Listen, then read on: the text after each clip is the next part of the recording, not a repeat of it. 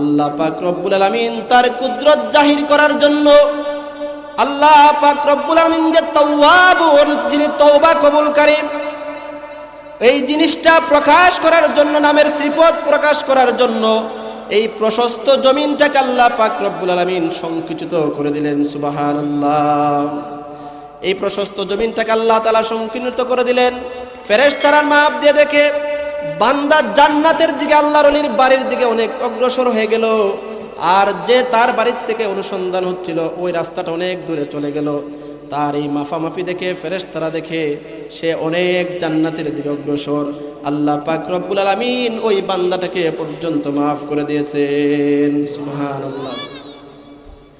এই জন্য আমার মুসলমান বন্ধুগণ, কোন মানুষদের তওবা আল্লাহ তাআলা কবুল করবেন? প্রত্যেকটা মানুষের তওবা যে আল্লাহ তাআলা কবুল করবেন তা নয়। আল্লাহ সুবহানাহু ওয়া তাআলা বান্দার মধ্যে শর্ত দিয়েছেন কাদের তওবা কবুল হবে, কাদের তওবা কবুল হবে না। কারণ হচ্ছে আল্লাহ পাক রব্বুল আলামিন হচ্ছেন তাওয়াবুন, যিনি তওবা কবুলকারী মানুষ। আল্লাহ তাআলা যদি তওবা কবুলকারী হয় তাহলে কি মানুষ খালি গুনাহই করবে নাকি? এই জন্য আল্লাহ পাক রব্বুল আলামিন শর্ত দিয়েছেন কাদের তওবা কবুল হবে, কাদের তওবা কবুল হবে না। আসসালামু আলাইকুম ওয়া রাহমাতুল্লাহি ওয়া বারাকাতুহু। ইন্নাল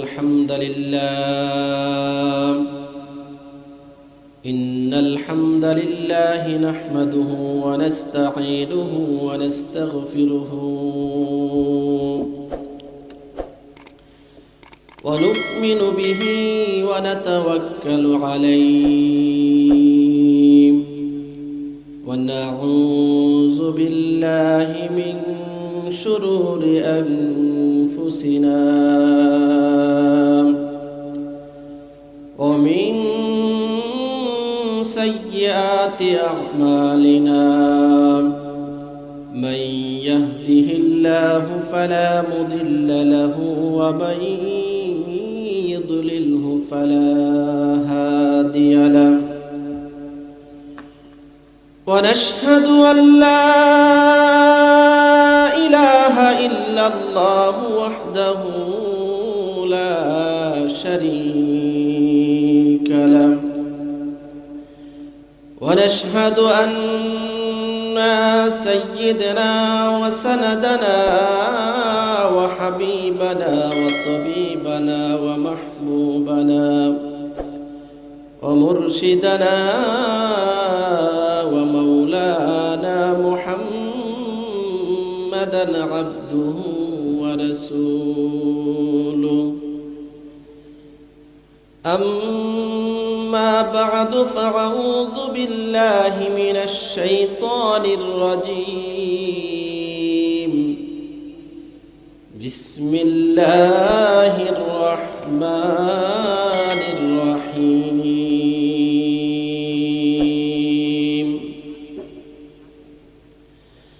قل يا عبادي الذين أسرفوا على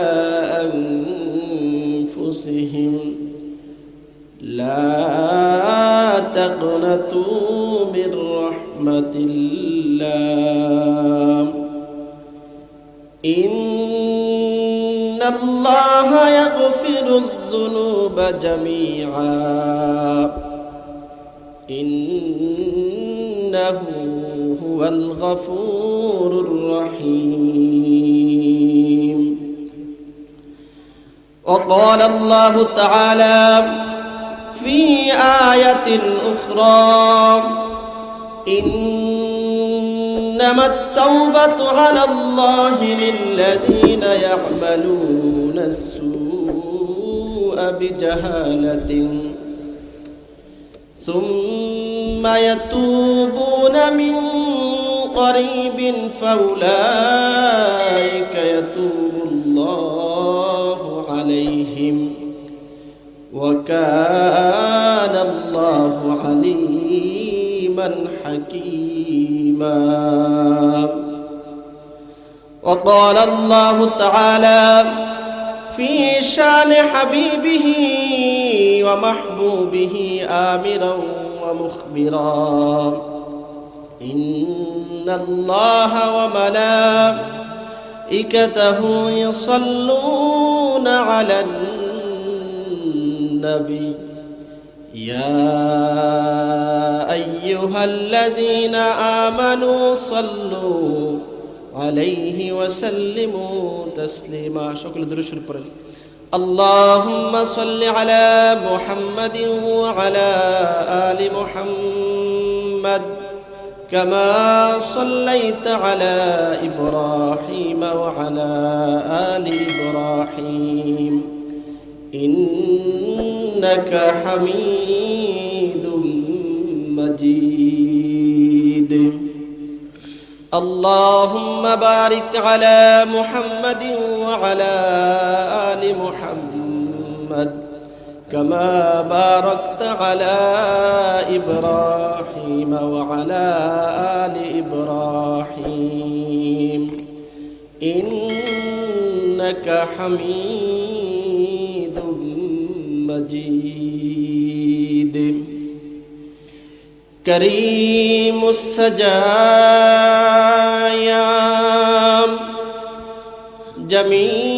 جميل الشعام نبيع البرايا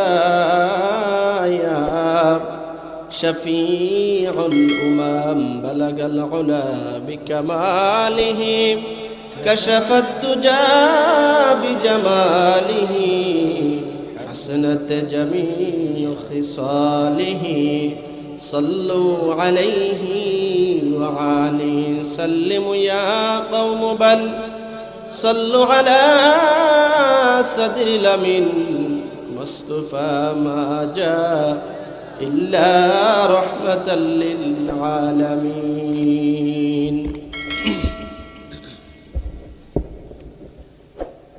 শায়খ বরবারে জনাব খন্দকার আসকির মিয়ার ভারিতে মৃতদের শরণার্থে ইসালে সোয়াব ও দোয়ার মাহফিল আজকের এই বার্ষিক মাহফিলের সম্মানিত সভাপতি সাহেব হযরত আমন্ত্রিত উলামায়ে কেরাম অত্র এলাকার এবং পার্শ্ববর্তী এলাকার বিভিন্ন মসজিদ থেকে আগত আইম্মাতুল মাসাজিদ ও খুতবাতুল মাসাজিদ মুকাররমা উলামায়ে কেরাম আমার সম্মুখে উপবিষ্ট রয়েছেন আমার দিনদার ইমানদার মুমিন মুসলমান মুত্তাকি ভাইয়েরা পর্দায় অবস্থানরত রয়েছেন মা আয়েশা সিদ্দিকা রাদিয়াল্লাহু তাআলা আনহার উত্তরসূরি মা খাদিজাতুল কুবরা রাদিয়াল্লাহু তাআলা আনহার উত্তরসূরি আমার দিনদার ইমানদার মুত্তাকি মুসলিম মা ও বোনেরা ও আল্লাহ পাক রব্বুল আলামিন আল্লাহ সুবহানাহু ওয়া তাআলা এই অশান্ত পৃথিবীর অশান্ত পরিবেশে গুনাহে ভরপুর অন্ধকার আচ্ছন্ন এই সমাজের ঘোর আধার থেকে অমানিসা থেকে জুলুমাত থেকে রহমতের ছায়া আল্লাহ রাসূল সাল্লাল্লাহু আলাইহি ওয়াসাল্লামের বাগান দিনের এক মজলিস এই মজলিসে আসার এবং বসার তৌফিকটুকু আল্লাহ পাক রব্বুল আলামিন আপনি আমাকে দান করছেন এই জন্য এই রব্বে কারীমের দরবারে তার শিখানো ভাষায় হৃদয় উজাড় করে আল্লাহ পাক রব্বুল আলামিনের দরবারে শুকরিয়া জ্ঞাপন করি সকলেই একসাথে জোরে সুরে আল্লাহ তাআলার দরবারে শুকরিয়া আদায় করেন আলহামদুলিল্লাহ। আজকে এরকম একটা পরিবেশ আপনারা পেয়েছেন অত্যন্ত খুশি না? দিনের একটা মজলিস উলামায়ে কেরাম আমার পাশে বসা আল্লাহ রাসূল সাল্লাল্লাহু আলাইহি সাল্লামের কাছে এই মজলিসগুলো অত্যন্ত দামি মজলিস। পৃথিবীতে যত মিটিং মিছিল দেখতেছেন তার চাইতে অত্যন্ত দামি হচ্ছে এই মজলিস, যে মজলিসে আমরা বৈশা কি শুনতেছি? পবিত্র কালামের তেলাওয়াত শুনতেছি, আল্লাহ রাসূল সাল্লাল্লাহু আলাইহি সাল্লামের সুন্নাহ শুনতেছি। এই জন্য আজকে আমরা যারা এখানে উপস্থিত হয়েছি, মানবিক কুল দৃষ্টি করলে প্রত্যেকটা মানুষ গুনার মধ্যে সম্পৃক্ত, কারো কম কারো বেশি। মানবিক কুলের দিকে তাকাইলে আম্বিয়া আলাইহিস সালাতু ওয়াস সালাম ব্যতীত পৃথিবীর সমস্ত মানুষের কিছু ভুল ত্রুটি কারো কম কারো বেশি হয়েই থাকে না? কেউ একটু কম গুনাহ করে, কেউ একটু বেশি গুনাহ করে। আজকের এই পবিত্র তাফসিরুল কুরআন মাহফিল থেকে আমাকে যে আলোচ্য বিষয় দেওয়া হয়েছে তা হচ্ছে তওবার ফজিলত।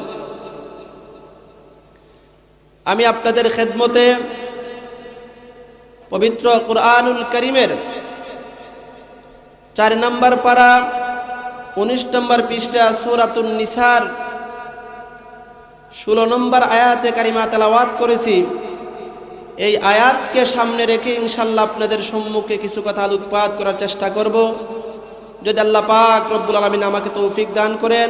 ওমা তৌফিক ইল্লা বিল্লাহ। আমি যে আয়াতে কারিমা তেলাওয়াত করেছি, আম্বিয়া আলাইহিস সালাতু ওয়াস সালাম ব্যতীত সমস্ত মানুষ দুনিয়াতে কিছু ভুল ত্রুটি বিচ্যুতি সকলেরই কম বেশ আছে। রাসূল পাক সাল্লাল্লাহু আলাইহি সাল্লাম বলেন, কুল্লু বানি আদম খাত্তাউন ও খায়রুল খাত্তাইনা তাওয়াবুন। প্রত্যেকটা বনে আদম ভুল করে, আবার এই ভুলকৃত মানুষগুলোই আল্লাহ তাআলার কাছে অত্যন্ত দামি, যখন তারা তওবা করে আল্লাহ তাআলার দিকে আবার ফিরে আসে। সুবহানাল্লাহ। বনু আদম ভুল করে, ভুল করার পরেও আল্লাহ তাআলার দরবারে অত্যন্ত দামি, যে মানুষগুলা ভুল করার পরেও তওবা করে আল্লাহ তাআলার দিকে ফিরে আসে। আমি ওই আয়াত আপনাদের সম্মুখে তেলাওয়াত করেছি। অল্প সময় কথা বলবো, রাত অনেক গভীর হয়ে যাচ্ছে, কুয়াশার মৌসুম। কাদের তওবা আল্লাহ তাআলার দরবারে কবুল হয় আর কোন শ্রেণীর মানুষের তওবা আল্লাহ তাআলার দরবারে কবুল হয় না? আজকের আলোচ্য বিষয় শুনলে আপনারা বুঝতে পারবেন কাদের তওবা আল্লাহ তাআলার দরবারে কবুল হয়। আল্লাহ সুবহানাহু ওয়া তাআলা পবিত্র কুরআনুল কারীমের মধ্যে ইরশাদ করেন, কুল ইয়া ইবাদিয়াল্লাযীনা আসরাফু আলা আনফুসিহিম লা তাকনাতু মির রাহমাতিল্লাহ ইন্নাল্লাহা ইয়াগফিরুয যুনুবা জামিআ ইন্নাহু হুয়াল গফুরুর রহিম। আল্লাহ পাক রব্বুল আলামিন বলেন, হাবিব আমার, আপনি দুনিয়ার আমার ওই সমস্ত বান্দাদের মধ্যে ঘোষণা করে দেন যারা গুনাহ করে করে নিজের নফসের প্রতি জুলুম করেছে, লা তাকনাতু মির রাহমাতিল্লাহ, তারা যেন আমার রহমত থেকে বঞ্চিত না হই। ইন্নাল্লাহা ইয়াগফিরুয যুনুবা জামিআ, আমি আল্লাহ পাক হচ্ছি সেই মহান যিনি সব গুনাহ ক্ষমা করে দেব। ইন্নাহু হুয়াল গফুরুর রহিম, আমি আল্লাহ পাক দয়ালু মহান। সুবহানাল্লাহ। আল্লাহ পাক রব্বুল আলামিনকে আপনাদের গুনাহ মাফ করতে পারেন না? আল্লাহ তাআলা বান্দার গুনাহ মাফ করতে পারেন কি পারেন না? এই জন্য রাসূল পাক সাল্লাল্লাহু আলাইহি সাল্লাম একটি হাদিস বর্ণনা করছেন, মানুষ যদি দুনিয়াতে চলাফেরা করতে গিয়ে অনিচ্ছাকৃতভাবে যদি কোনো গুনার কাজ করে ফেলে, আল্লাহ তাআলার দরবার থেকে যেন তারা নৈরাশ না হয়। আল্লাহ রাসূল সাল্লাল্লাহু আলাইহি সাল্লাম দুনিয়াতে আসার পূর্বে এক আল্লাহর বান্দা ৯৯ জন মানুষকে হত্যা করে ফেলেছে। এমন ভাবে সে ৯৯ রাজুলান, সে ৯৯ জন মানুষকে হত্যা করার পরে ভিতরে চিন্তা ধরছে, এতগুলা মানুষকে আমি হত্যা করে ফেলেছি। চিন্তার পেরেশানির কারণে এবার ভিতরে তার অনুশোচনা চলে আসছে, আল্লাহ পাক রব্বুল আলামিন কি আমাকে মাফ করবেন কি করবেন না। এই কথা চিন্তা করে আল্লাহর বান্দা নিজের ঘর থেকে বের হয়ে গেল আল্লাহ তাআলার দরবারে তওবা করার অনুসন্ধানে। ওই বান্দা যখন রাস্তা দিয়ে বের হয়ে গেল, আল্লাহর এক বান্দার সাথে তার সাক্ষাৎ হয়ে যায়। ওই হত্যাকৃত মানুষটা আল্লাহর এক গোলামকে বলে, ওরে আল্লাহর বান্দা, দুনিয়াতে তো আমি এতগুলা গুনার কাজ করে ফেলেছি, ৯৯ জন মানুষকে আমি নিজের হাতে হত্যা করেছি। আল্লাহ সুবহানাহু ওয়া তাআলা কি আমি এই গুনাহগারকে আল্লাহ তাআলা কি ক্ষমা করবেন কি করবেন না? আল্লাহর বান্দা তার জবান থেকে কথা শোনার পর লোকটা ডাক দিয়ে বলে, তুমি তো আসলে অনেক বড় নিকৃষ্ট মানুষ, এত গুনাহ কি কোনো মানুষ করতে পারে? এত মানুষগুলাকে কি মানুষ হত্যা করতে পারে? এত বড় গুনাহগার তুমি হয়ে গেলা। আল্লাহ সুবহানাহু ওয়া তাআলা যদি তোমার মতো নিকৃষ্ট মানুষকে মাফ করে দেয়, তাহলে तमाम পৃথিবীর কোনো মানুষকে আল্লাহ তাআলা বাকি রাখবেন না, সমস্ত মানুষকে মাফ করে দিবে। ওই লোকটা ডাক দিয়ে বলে, আপনাকে আল্লাহ সুবহানাহু ওয়া তাআলা কখনো কোনো সময় মাফ করতে পারেন নাই। এই কথাটা শোনার পরে হত্যাকারীর ভিতরে একটা জ্বালা যন্ত্রণা শুরু হয়ে যায়। এতগুলা গুনার কাজ করে ফেলেছি, ভাই বের হচ্ছিলাম তওবার অনুসন্ধানে। ওই আল্লাহর বান্দা বলতেছে, আমার কেন আল্লাহ তাআলা মাফ করবেন না।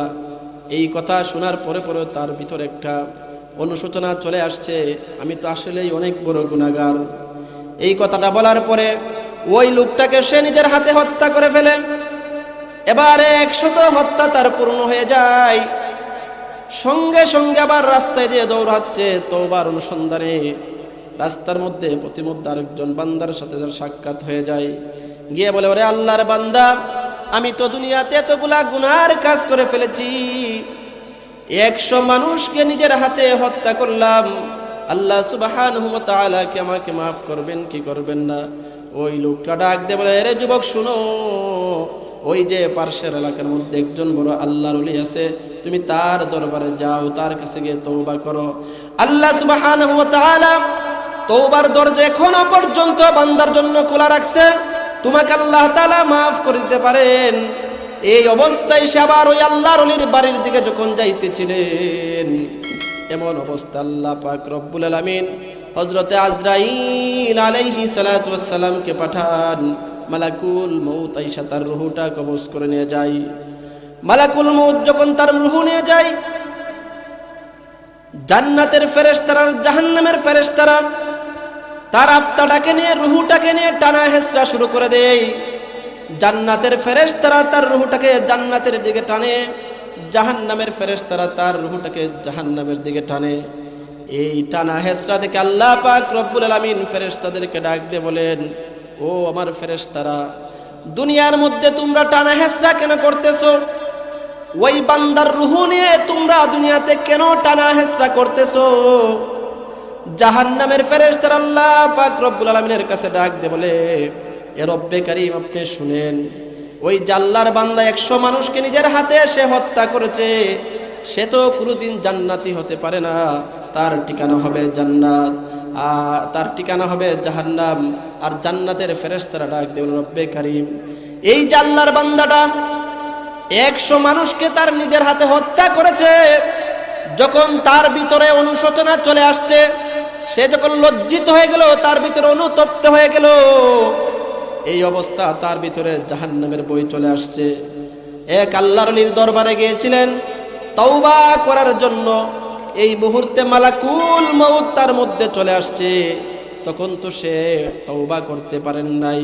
জান্নাতের ফেরেশতারা বলে সে কখনো জাহান্নামী হতে পারেন নাই, সে হবে জান্নাতি। যখন তাদের মধ্যে কথা তর্ক বিতর্ক হয়ে যায়, আল্লাহ পাক রব্বুল আলামিন ফেরেশতাদেরকে বলে, ও আমার ফেরেশতারা শুনো, জমিনটা মাপা শুরু করে দাও। আমার বান্দা যদি তওবার দিকে বেশি অগ্রসর হয়ে থাকে তাহলে সে হবে জান্নাতি, আর যদি তার বাড়ির থেকে গুনার পথটা যদি সংকীর্ণ হয়ে থাকে তাহলে সে হবে জাহান্নামী। ফেরেশতারা আল্লাহ পাক রব্বুল আলামিনের কথা শুনে জমিনটা মাপা শুরু করে দিলেন। জমিনটা যখন এমনভাবে মাপা শুরু করে দিলেন, আল্লাহর ওলির বাড়ি অনেক দূরে ছিল। আল্লাহ পাক রব্বুল আলামিন তার কুদরত জাহির করার জন্য, আল্লাহ পাক রব্বুল আলামিন যে তাওয়াবুন, যিনি তওবা কবুলকারী, এই জিনিসটা প্রকাশ করার জন্য, নামের সিফত প্রকাশ করার জন্য এই প্রশস্ত জমিনটাকে আল্লাহ পাক রব্বুল আলামিন সংকুচিত করে দিলেন। সুবহানাল্লাহ। এই প্রশস্ত জমিনটাকে আল্লাহ তাআলা সংকীর্ণ করে দিলেন। ফেরেশতারা মাপ দিয়ে দেখে বান্দা জান্নাতের দিকে, আল্লাহর ওলির বাড়ির দিকে অনেক অগ্রসর হয়ে গেল, আর যে তার বাড়ির থেকে অনুসন্ধান হচ্ছিল ওই রাস্তাটা অনেক দূরে চলে গেল। তার এই মাফামাফি দেখে ফেরেশতারা দেখে সে অনেক জান্নাতের দিকে অগ্রসর। আল্লাহ পাক রব্বুল আলামিন ওই বান্দাটাকে পর্যন্ত মাফ করে দিয়েছেন। সুবহানাল্লাহ। এই জন্য আমার মুসলমান বন্ধুগণ, কোন মানুষদের তওবা আল্লাহ তাআলা কবুল করবেন? প্রত্যেকটা মানুষের তওবা যে আল্লাহ তাআলা কবুল করবেন তা নয়। আল্লাহ সুবহানাহু ওয়া তাআলা বান্দার মধ্যে শর্ত দিয়েছেন কাদের তওবা কবুল হবে, কাদের তওবা কবুল হবে না। কারণ হচ্ছে আল্লাহ পাক রব্বুল আলামিন হচ্ছেন তাওয়াবুন, যিনি তওবা কবুলকারী মানুষ। আল্লাহ তাআলা যদি তওবা কবুলকারী হয় তাহলে কি মানুষ খালি গুনাহই করবে নাকি? এই জন্য আল্লাহ পাক রব্বুল আলামিন শর্ত দিয়েছেন কাদের তওবা কবুল হবে, কাদের তওবা কবুল হবে না। আল্লাহ পাক রব্বুল আলামিন বলেন, ইন্নামাত তাওবাতু আলাল্লাহি লিল্লাযিনা ইয়া'মালুনাস সুআ বিজাহালাতিন সুম্মা ইয়াতুবুনা মিন করিবিন ফাউলাইকা ইয়াতুবুল্লাহু আলাইহিম ওয়া কানাল্লাহু আলিমান হাকীমা। আমার কথা কি আপনারা বুঝেননি? আল্লাহ পাক রব্বুল আলামিন বলেন, ইন্নামাত তাওবাতু আলাল্লাহ, নিঃসন্দেহে তাদের তওবা কবুল, লিল্লাযিনা ইয়ামালুনাস সুআ বিজাহালাতিন, যারা দুনিয়ার জমিনে ভুলবশত, অজ্ঞতার কারণে, জাহিলিয়াতের কারণে, মূর্খতার কারণে কোনো পাপ কাজ করে ফেলে, কোনো গুনার কাজ করে ফেলে। লিল্লাযিনা ইয়ামালুনাস সুআ বিজাহালাতিন সুম্মা ইয়াতুবুনা করিবিন, অতঃপর সে যখন গুনার কাজ করে ফেলে অতি বিলম্বে, অতি তাড়াতাড়ি আল্লাহ তাআলার দরবারে তওবা করার জন্য পাগল হয়ে যায়। সে দেরি করে নাই, বিলম্বে আল্লাহ তাআলার দরবারে তওবা করে। সে আজ নয় কাল নয়, কাল নয় পরশু নয় তরশু, এইরকম ভাবে দেরি করে না। যখন বান্দার গুনাহ হয়ে যায় সঙ্গে সঙ্গে আল্লাহ তাআলার দরবারে সে তওবা করে ফেলে। আল্লাহ পাক রব্বুল আলামিন বলেন, সুম্মা ইয়াতুবুনা মিন করিবিন ফাউলাইকা ইয়াতুবুল্লাহু আলাইহিম, যে বান্দা গুনার পরে সঙ্গে সঙ্গে তওবা করে আমি আল্লাহ সুবহানাহু ওয়া তাআলা ওই বান্দার তওবা কবুল করি। সুবহানাল্লাহ। এই জন্য আমার মুসলমান বন্ধুগণ মনে রাখতে হবে তওবা, কার তওবা কবুল হয়, কার তওবা কবুল হয় না। যদি গুনাহটা আল্লাহ তাআলার সাথে সংশ্লিষ্ট থাকে তাহলে তওবা কবুল হওয়ার জন্য শর্ত রয়েছে তিনটি। এক নাম্বার শর্ত হলো বান্দা যখন গুনাহ করবে অনুতপ্ত হয়ে, লজ্জিত হয়ে আল্লাহ তাআলার কাছে তওবা করবেন। দ্বিতীয় নম্বর হচ্ছে বান্দা যখন কোনো গুনার কাজ করে ফেলে তৎক্ষণিৎ সঙ্গে সঙ্গে আল্লাহ তাআলার কাছে তওবা করবে। তৃতীয় নম্বর হচ্ছে ভবিষ্যতে যাতে ওই রকম গুনাহ না হয় আল্লাহ তাআলার দরবারে আজম বিল জজম করা, আল্লাহ তাআলার কাছে ওয়াদাবদ্ধ হওয়া। যদি কোনো মানুষ এই ওয়াদাবদ্ধ হতে পারে তাহলে আল্লাহ পাক রব্বুল আলামিন ওই সমস্ত মানুষদের তওবা কবুল করেন। এই হচ্ছে আল্লাহ তাআলার কাছে সম্পৃক্ত। যদি কোনো মানুষ তওবা কবুল করাইতে চান তাহলে এই তিনটি আমল যদি আপনার মধ্যে থাকে তাহলে আল্লাহ পাক রব্বুল আলামিন আপনার তওবা কবুল করবেন। আর যদি আপনি এই আমল না থাকে তাহলে আল্লাহ তাআলা আপনার তওবা কবুল করবেন না। কারণ হচ্ছে আল্লাহ পাক রব্বুল আলামিন মানুষদেরকে তওবার জন্য শর্ত লাগাই দিয়েছেন। আর যদি বান্দার সাথে সংশ্লিষ্ট থাকে তাহলে তওবা কবুল হওয়ার জন্য শর্ত হচ্ছে চারটি। যদি কোনো মানুষ অন্যের মাল আত্মসাৎ করে, কারো জমিন মেরে খেয়ে দেয়, যদি কারো টাকা পয়সা মেরে দেয়, কারো হক নষ্ট করে। আমরা তো আজকে বুঝি হক নষ্ট করা মানে কারো সম্পদ নষ্ট করা না, এটা নয়। হক হচ্ছে মুরব্বীরা ছোটদের কাছ থেকে সম্মান পাওয়া, এটাও একটা হক। ছোটরা মুরব্বীদেরকে সম্মান করবে, বড়রা ছোটদেরকে স্নেহ করবে, এটা হচ্ছে হক। প্রত্যেকটা হক মানুষের জমিনের মধ্যে আদায় করা। যদি এই হকগুলা আদায় করতে পারেন তাহলে আল্লাহ পাক রব্বুল আলামিন ওই সমস্ত মানুষদের তওবা আল্লাহ তাআলা কবুল করবেন। আল্লাহ রাসূল সাল্লাল্লাহু আলাইহি ওয়াসাল্লাম একদিন সাহাবায়ে কেরামদেরকে নিয়ে এক মজলিসের মধ্যে দিনের আলোচনা করতেছেন। রাসূল পাক সাল্লাল্লাহু আলাইহি সাল্লাম বলেন যে মানুষগুলা বিনা হিসাবে জান্নাতে প্রবেশ করবেন এই মানুষগুলা হচ্ছে শহীদরা। রাসূল পাক সাল্লাল্লাহু আলাইহি সাল্লাম সমস্ত সাহাবায়ে কেরামদের কাছে এই ঘোষণা যখন দিয়ে দিলেন, যারা জিহাদের ময়দানে যুদ্ধ করে করে যারা শহীদ হয়ে যাবে ওই শহীদ ব্যক্তিদেরকে আল্লাহ পাক রব্বুল আলামিন স্পেশাল একটা জান্নাত দিবেন, যেই জান্নাতটার নাম হচ্ছে বাবুল আইয়াম। এই জান্নাতটা শহীদদেরকে দিবেন। রাসূল পাক সাল্লাল্লাহু আলাইহি সাল্লাম সমস্ত সাহাবায়ে কেরামদেরকে যখন এই কথাটা বললেন, সাহাবায়ে কেরাম উঠে চলে যাচ্ছেন। হঠাৎ করে আল্লাহ রাসূল সাল্লাল্লাহু আলাইহি সাল্লাম ডাক দিয়ে বলে, ও আমার সাহাবায়ে কেরাম শুনো শুনো, আমি কাদেরকে এই জান্নাতটা দিব? যদি শহীদ ব্যক্তিরাও ইন্তিকাল করে আর যদি দুনিয়ার মধ্যে ঋণ রেখে ইন্তিকাল করে আমি তাদেরকে এই জান্নাতটা দেব না। যদি আপনি শহীদ হয়ে ইন্তিকাল করেন তাহলে আপনি ঋণ পরিশোধ করতে হবে। এই জন্য বান্দার হক মারা যাবে না। বান্দার সাথে যারা সংশ্লিষ্ট, বান্দার হকের বিষয়ে আল্লাহ রাসূল সাল্লাল্লাহু আলাইহি সাল্লাম অনেক কঠিনভাবে আল্লাহ রাসূল সাল্লাল্লাহু আলাইহি সাল্লাম হাদিসের মধ্যে বলেছেন। কারণ হচ্ছে বান্দার হক এমন একটা জিনিস, যদি আপনি বান্দার কাছ থেকে যদি মাফ না নেন তাহলে আল্লাহ পাক রব্বুল আলামিন কখনো আপনাকে মাফ করবেন না। রাসূল পাক সাল্লাল্লাহু আলাইহি সাল্লাম একদিন জানাজার ময়দানে গেলেন। একজন মাইয়িত ইন্তিকাল করলেন। যখন আল্লাহর নবী মুহাম্মদুর রাসূলুল্লাহ সাল্লাল্লাহু আলাইহি ওয়াসাল্লাম জানাজা পড়ানোর জন্য যখন সামনে অগ্রসর হলেন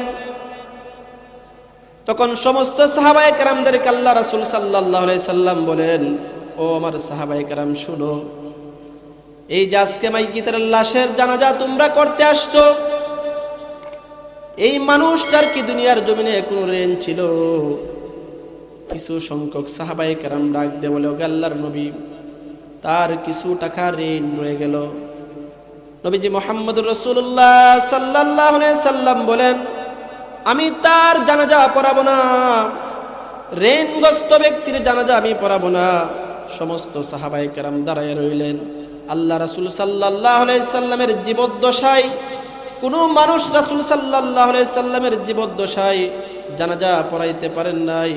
সমস্ত সাহাবায়ে কেরাম চুপচাপ দাঁড়ায় রইলেন।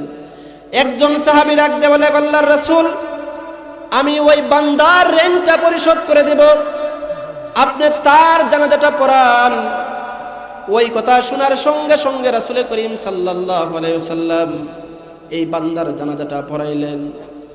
2 দিন পর আল্লাহর বান্দাকে আল্লাহ রাসূল জিজ্ঞাসা করে, ওগা এর আল্লাহর বান্দা, তুমি কি ওই মাইয়িতের ঋণটা পরিশোধ করছিলে? বলেন, না হুজুর, আমি তার ঋণটা পরিশোধ করি নাই। আরেকদিন বললেন, রাসূল বললেন, তুমি কি তার ঋণ পরিশোধ করেছো? ওই লোক ডাক দিয়ে বলে, রাসূল, আমি তো তার ঋণ পরিশোধ করি নাই। আরেকদিন আল্লাহ রাসূলের কাছে আয়েশা বলে, আল্লাহর নবী, আমি ওই আল্লাহর বান্দার ঋণটা পরিশোধ করে দিয়েছি। রাসূল পাক সাল্লাল্লাহু আলাইহি সাল্লাম ডাক দিয়ে বলেন, তুমি অত্যন্ত ভালো একটা কাজ করছো, অত্যন্ত দামি একটা কাজ করেছো। যতলেক পর্যন্ত তার ঋণটা ছিল, ওই আল্লাহর বান্দাটা এখন এই মুহূর্তে কবরের মধ্যে আত্মশান্তিতে এখনো পর্যন্ত রয়েছেন। সুবহানাল্লাহ। এই জন্য বান্দার হক এইগুলা নষ্ট করা যাবে না। সাহাবায়ে কেরাম হচ্ছে আমাদের আদর্শ, সাহাবায়ে কেরাম হচ্ছে আমাদের মডেল। আল্লাহ পাক রব্বুল আলামিন বলেন, ওয়া ইযা কিলা লাহুম আমিনু কামা আমানান নাস। আজকে আমরা দুনিয়ার জমিনে বিভিন্ন মডেল দেখি, বিভিন্ন স্টাইল অবলম্বন করি। আসলে মূলত এই স্টাইলগুলো আমাদের অভিনয় ছিল না, আল্লাহ রাসূল সাল্লাল্লাহু আলাইহি সাল্লামের আদর্শ ছিল আমাদের আদর্শ। রাসূলের আদর্শ আজকে আমরা ছেড়ে দিলাম, আজকে আমরা বিপদগ্রস্ত হয়ে গেলাম। আল্লাহ রাসূল সাল্লাল্লাহু আলাইহি সাল্লামের সাহাবীরা কেমন ছিল দেখেন। আল্লাহর নবী মুহাম্মদ রাসূলুল্লাহ সাল্লাল্লাহু আলাইহি সাল্লামের দরবারে এক মহিলা এসে বলতেছেন, ওগো আল্লাহর নবী, আমি তো জিনার কাজ করে ফেলেছি, আমি তো অত্যন্ত বড় গুনার কাজ করে ফেলেছি। রাসূল পাক সাল্লাল্লাহু আলাইহি সাল্লাম নিজের চেহারা মুবারক ফিরায় নিলেন। ওই মহিলাটা ডাক দিয়ে আবার বলেন, ওগো আল্লাহর নবী, আমি তো দুনিয়ার জমিনে গুনার কাজ করে ফেলেছি, আমি তো জিনার কাজ করে ফেলেছি। আল্লাহর রাসূল আবার চেহারা মুবারকটা ফিরায় নিলেন। তৃতীয়বার আবার ডাক দিয়ে বলে, রাসূল, আমি তো জিনা করে ফেলেছি, গুনার কাজ করে ফেলেছি। আল্লাহ রাসূল সাল্লাল্লাহু আলাইহি সাল্লাম ডাক দিয়ে বলেন, তুমি যে জিনার কাজ করছো, গুনাহ করছো, তোমার কাছে কি কোনো ডকুমেন্ট আছে? আসল কথা হচ্ছে, ডকুমেন্টের তো কোনো প্রয়োজন ছিল না। নিজের মুখ দিয়ে, নিজের জবান দিয়ে স্বীকার হচ্ছে, আমি জিনা করছি। আল্লাহ রাসূল সাল্লাল্লাহু আলাইহি সাল্লাম যখন ওই কথা বললেন, তোমার কাছে কি কোনো ডকুমেন্ট আছে? ওই মহিলাটা ডাক দিয়ে বলতেছে, হুজুর, আমার পেটের মধ্যে যে বাচ্চা, এটা ওই তো ডকুমেন্ট। রাসূল পাক সাল্লাল্লাহু আলাইহি সাল্লাম মেয়েটাকে ডাক দিয়ে বলে, শুনো, এখন তোমার বিচার করা যাবে না, তোমাকে সঙ্গে সার এখন করা যাবে না। কারণ হচ্ছে, তুমি যে জিনার কাজ করছো, গুনার কাজ করছো, পাপ করছো, তোমার এই পেটের বাচ্চা তো কোনো জিনার কাজ করে নাই, গুনার কাজ করে নাই, পাপ করে নাই। তুমি চলে যাও, তোমাকে এই মুহূর্তে বিচার করা যাবে না। এবার এই মহিলা সঙ্গে সঙ্গে চলে গেলেন। আল্লাহ রাসূল সাল্লাল্লাহু আলাইহি সাল্লাম মহিলাটাকে বললেন, শুনো, তোমার ওই বাচ্চা যখন চলে আসবে, তখন তুমি আমার দরবার আবার আইসো। 1 বছর পর যখন হয়ে গেল, বাচ্চা ভূমিষ্ঠ হওয়ার পরে আল্লাহর নবীর কাছে নিয়ে আসলেন, ওগো রাসূল, দেখেন আমার বাচ্চা প্রসব হয়েছে, আপনার দরবারে চলে আসলাম। রাসূল পাক সাল্লাল্লাহু আলাইহি সাল্লাম বলেন, মহিলা শোনো, এখনো তোমার বিচার করা যাবে না। মহিলাটা ডাক দিয়ে বলেন, হুজুর, দুনিয়ার জমিনে কষ্ট করতে আমি রাজি আছি, কিন্তু জাহান্নামের আগুনে জ্বলতে আমি রাজি না। এই কথা শোনার সঙ্গে সঙ্গে আল্লাহর নবী বলে, এরে মহিলা শুনো, এই যে বাচ্চাটা দেখতেছো, দুগ্ধের পুষ্টির অভাবে বাচ্চাটা ইন্তিকাল করতে পারে, মরে যাইতে পারে। এখন তোমার বিচার করা যাবে না। তুমি 2 বছর পরে আমার দরবারে আইসো, যখন সে রুটি চিপে চিপে নিজে নিজে খাইতে পারবে, খাবার খাইতে পারবে, তুমি তখন এই বাচ্চাটাকে আমার দরবারে নিয়ে আইসো। 2 বছর যখন হয়ে গেল, আল্লাহর বান্দি রাসূল পাক সাল্লাল্লাহু আলাইহি সাল্লামের দরবারে আসলেন। আয়েশা বলেন, হুজুর, এই যে আমার বাচ্চা নিজের হাতে রুটি খাইতে পারে, আপনি তাকে আমাকে এই মুহূর্তে বিচার করে দেন। আর ওই বাচ্চাটা আপনি রেখে দেন। রাসূল পাক সাল্লাল্লাহু আলাইহি সাল্লাম দেখেন বাচ্চাটা রুটি নিজের হাতে খাইতে পারেন। সমস্ত সাহাবায়ে কেরামদেরকে আল্লাহ রাসূল ডাক দিয়ে বলে, ও আমার সাহাবায়ে কেরাম শুনো, ওই মহিলা দুনিয়ার জমিনে সে জিনার কাজ করছে, পাপ কাজ করছে, অত্যন্ত বড় জিনাকুর। এই মহিলাকে সঙ্গে সার করতে হবে। ওই মহিলাকে মাটি পুঁদে যখন জমিনের মধ্যে ঢুকাইলেন, সমস্ত সাহাবায়ে কেরাম পাথর দ্বারা তার মাথার মধ্যে নিক্ষেপ করলেন। মাথার মধ্যে যখন পাথরগুলা নিক্ষেপ করলেন, মাথাটা ফেটে গিয়ে এক ফোঁটা রক্ত আল্লাহ রাসূল সাল্লাল্লাহু আলাইহি সাল্লামের সাহাবী হযরত উসমান রাদিয়াল্লাহু তাআলা আনহুর চেহারা মুবারকের মধ্যে পড়ে যায়। হযরত উসমান রাদিয়াল্লাহু তাআলা আনহু মহিলাটাকে ডাক দিয়ে বলে, আরে মহিলা, তুমি তো একটা নাপাকি মহিলা, তুমি তো একটা জিনাকুর মহিলা, তুমি তো অত্যন্ত বড় গুনাহগার। ওই কথাটা যখন মহিলাকে উসমান রাদিয়াল্লাহু তাআলা আনহু বললেন, আল্লাহ রাসূল সাল্লাল্লাহু আলাইহি সাল্লামের কানে যখন ওই আওয়াজটা গেল, রাসূল পাক সাল্লাল্লাহু আলাইহি সাল্লাম আল্লাহর নবীর সাহাবী উসমানকে ডাক দিয়ে বলে, উসমান, আমার ওই আল্লাহর বান্দিকে তুমি আর ধমক দিও না, তাকে তুমি গালি দিও না। শোনো, জমিনের মধ্যে আমি যা দেখি তোমরা তা দেখো না। যে বান্দিকে তোমরা আজকে সঙ্গে সার করতেছো, আমার আল্লাহ পাক রব্বুল আলামিন তার সমস্ত জিন্দেগীর গুনাহ এমন ভাবে মাফ করে দিয়েছেন, যদি তার এই সওয়াব 27 জন জিনাকুরের মধ্যে বন্টন করে দেওয়া হইতো, তাহলে এই সওয়াবের বরকতে 27 জন জিনাকুর মহিলাকে আল্লাহ তাআলা মাফ করে দিতেন। সুবহানাল্লাহ। এই জন্য মানুষ যখন গুনার কাজ করে ফেলবে, নিজের প্রতি অনুতপ্ত অনুসূচিত হয়ে লজ্জিত হয়ে আল্লাহ তাআলার দরবারে তওবা করতে হবে। যদি আপনি খালেস তওবা আল্লাহ তাআলার দরবারে করেন, তাহলে আল্লাহ সুবহানাহু ওয়া তাআলা নিশ্চয় আপনার তওবাকে কবুল করবেন। আর যদি ওই রকম খালেস ভাবে তওবা না করেন, তাহলে আল্লাহ সুবহানাহু ওয়া তাআলা আপনার তওবা কবুল করবেন না। আল্লাহ পাক রব্বুল আলামিন সূরাতুন নিসার 17 নম্বর আয়াতের মধ্যে বলেন, কোন সমস্ত মানুষদের গুনাহ, কোন সমস্ত মানুষদের তওবা কবুল করবেন না। আল্লাহ পাক রব্বুল আলামিন বলেন, ওয়ালাইসাতিত তাওবাতু লিল্লাযীনা ইয়া'মালুনাস সাইয়্যাত হাত্তা ইযা হাদারা আহাদাহুমুল মাউত ক্বালা ইন্নী তুবতুল আন ওয়ালাল্লাযীনা ইয়ামুতুনা ওয়া হুম কুফফার উলাইকা আ'তাদনা লাহুম আযাবান আলীমা। আল্লাহ সুবহানাহু ওয়া তাআলা বলেন, ওই সমস্ত বান্দাদের তওবা কবুল হবে না। ওয়ালাইসাতিত তাওবাতু লিল্লাযীনা ইয়া'মালুনাস সাইয়্যাত, কিন্তু তাদের তওবা কখনোই কবুল হবে না। লিল্লাযীনা ইয়া'মালুনাস সাইয়্যাত, যারা পাপ করতে করতে এমন নিকৃষ্ট হয়ে যায়, যারা আজ নয় কাল, কাল নয় পরশু, পরশু নয় তরশু আল্লাহ তাআলার দরবারে কবুল, আল্লাহ তাআলার দরবারে তওবা করব, এই কথা বলে আল্লাহ তাআলার কাছে অঙ্গীকার নেই। যদি ওই সমস্ত বান্দাদেরকে বলা হয়, তোমরা তো অনেক বড় গুনাহগার, অনেক গুনার কাজ তোমরা জমিনে করে ফেলেছো, এই মুহূর্তে আল্লাহ তাআলার দরবারে তোমরা তওবা করো, তারা বলে, হুজুর আমাকে নিয়ে কোনোদিন টেনশন করবেন না, আগামী বছর আমি হজ্জে বাইতুল্লাহ গিয়ে কাবা ঘরের মধ্যে গিয়ে আল্লাহ তাআলার কাছে তওবা করে চলে আসব। এই মাসে না আগামী মাসে দাওয়াতে তাবলীগে গিয়ে লম্বা একটা জুব্বা পরে দাড়ি রেখে আল্লাহ তাআলার দরবারে তওবা করে চলে আসব। আমার জন্য হুজুর চিন্তা করবেন না। আমার মুসলমান বন্ধুগণ, আপনাদের কাছে একটা প্রশ্ন রাখতে চাই, এই মুহূর্তে যে বয়ানটা আপনারা শুনতেছেন, এই বয়ান শোনার পরে আপনি বাড়িতে যাইতে পারবেন, এই গ্যারান্টি কোনো মানুষ দিতে পারবে? এই কোনো মানুষ তার জীবনের গ্যারান্টি দিতে পারবে না।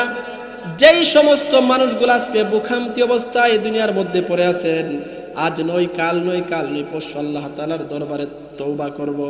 যারা এমনটা করতে করতে সময়টা পিছায়া দেন, আল্লাহ পাক রব্বুল আলামিন একদিন হাত্তা ইযা হাদারা আহাদাহুমুল মাউত ক্বালা ইন্নী তুবতুল আন ওয়ালাল্লাযীনা ইয়ামুতুনা ওয়া হুম কুফফার উলাইকা আতাদনা লাহুম আযাবান আলীমা।